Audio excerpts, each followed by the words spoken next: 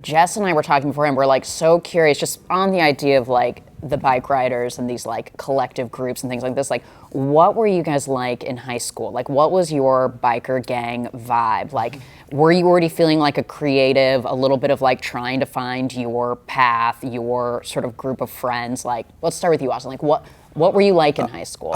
In high school, so I started acting when I was 12, and so you were young. I was homeschooled, which is very cool. And then I actually tested out of high school when I was 15. So I got my GED at 15. Smart. I know, excuse me. And then they could work me as an adult on set. So that was my I guess, yeah, but my experience as a child was I've talked about this a lot, but I was incredibly shy. And it wasn't until I stumbled onto being on a film set that I found other kids at that time, because it was on a children's TV show, that they weren't the sports kids. They were more sensitive and more open to talking about things that I was interested in, and they liked to play the guitar, and I just felt that I'd suddenly found my community in a way, and that's what started to kind of break me out of my shell. So I would say it was art kids probably that I felt like my tribe in a way. Would you ever do roles though where it's like we're at a teen party and you're like, I don't know what those are like because I didn't go to high school? Yeah, I mean that's the thing. That's my joke is that I've never actually been to a real prom, but I've been to a lot of fake proms. I've had fake lockers, but I've never actually had a locker at a school. So I've walked the halls of many set schools. Set schools, I like that. Jodie, what about you?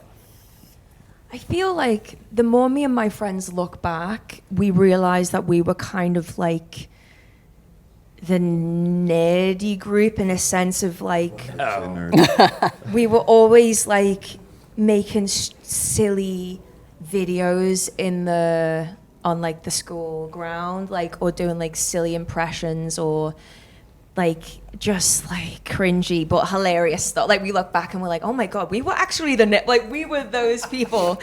You know, it's like on Mean Girls. What is it? The art school nerds. I don't know. I think that was who I was. Yeah. And always knew though, creative. Like that was like what you leaned for. I guess so. Like I always felt with my friends, I was like, particularly one of my friends, Charlotte, who I feel like we're very similar. I felt like when we grew up, I feel like we might have one of those shows where, you know, not SNL, but you know that kind of thing of like just constantly getting into different costumes and playing different people.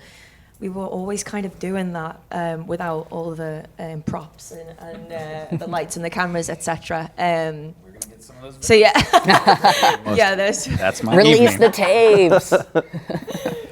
But that's great for both of you. It was like being able to work, having parents that supported you and obviously talent to be able to do it. It helped you find your tribe really early on. You didn't have that horrible misfit, high school experience that Julia Cunningham particularly. You both strike me as misfits. I have no idea.